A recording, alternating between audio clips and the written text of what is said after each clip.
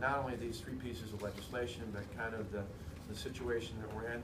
I brought up here today, and maybe it's worth here, me going back to this chart first. I think one of the most important things for us to be talking about here today, see your camera back there, no, sheet, bring this right up here. There's a lot of hype and hysteria about the three pieces of legislation that were brought up during the extraordinary session. And I think it's really, really important for people to begin by putting in context with the fact that no matter what I do in a few moments, whether I sign all three bills as they are, whether I use a line item veto for a portion of one of the bills where it's technically possible, or whether or not I were to veto that, no matter what happened in each of those three scenarios that people talked about, all these things remain consistent. And that is the overwhelming executive authority that I as governor have today will remain constant with the next governor. You look at these lists up here, you go down the line, you can see the appointment authority remains intact. The new governor will continue to, no matter what happens with this legislation, will continue to be in a position where he can appoint the members of his cabinet. He can appoint to major boards and commissions, be it the Board of Regents or any other board or commission out there.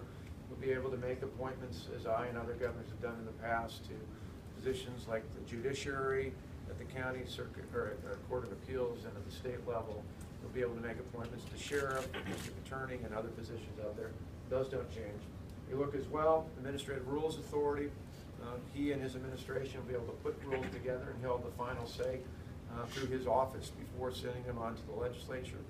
That remains intact. You look at the Budget Authority, one of the most powerful budgets in the nation. That'll come out in a few months, probably late January, early February, depending on his schedule and negotiates with the legislature. But he'll have the full authority to present a comprehensive two-year biennial budget that'll set the parameters for the budget debate for the next 4, 5, 6 months into the future of 2019. That doesn't change. He'll have veto authority. He can veto pieces of legislation like governors can all across the country. But in addition, he'll have one of the most comprehensive and powerful line item veto authorities of any governor in America. That does not change with the legislation that's pending on the table here before.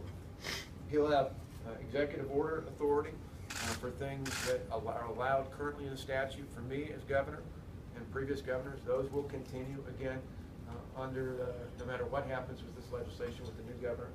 And then he'll have, again, arguably one of the most powerful chief executive positions in the nation. Full cabinet style government, all the other authorities I mentioned here. It varies by state. I was just talking with Governor Sununu, for example, in New Hampshire the other day. In addition to working with the legislature, he has an executive council in that state. So he has a number of people elected statewide that almost all the major things he does have to go through an executive board. It's not people he appoints. Other states have various amounts of power, but when you look at the executive authority of the governor of the state of Wisconsin, it's one of the most powerful in the nation, and that will remain no matter what happens with this legislation. So I think overall that's really important to put that in context, because there's a lot of hype and hysteria, particularly in the national media, somehow implying that this is a power shift. It's not. It's about a couple of core things that I talked about the other day. I was looking at this legislation to assess where it stands when it comes to transparency, accountability, protecting the taxpayers, and making sure there's a sense of stability in government. And I want to give you a few examples with each of these pieces of legislation where I think it meets those standards and that criteria I mentioned along the way. Now, one of the bills of the three different pieces of legislation here really is about protecting the taxpayers. John knows this steering committee, Ways and Means, that deals with this, but we had several years ago, there was quite a debate.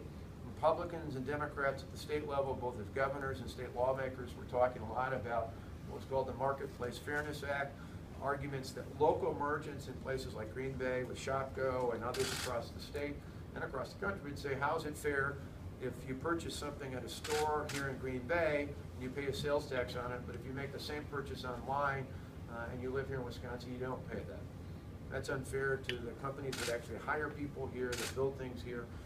And so many of us talked about that, but we said, but we don't want taxes to go up, but we understand the fairness argument. So we worked with the legislature at the time, made a change several years ago that said, if the federal government were to change things so that states could collect sales tax on items purchased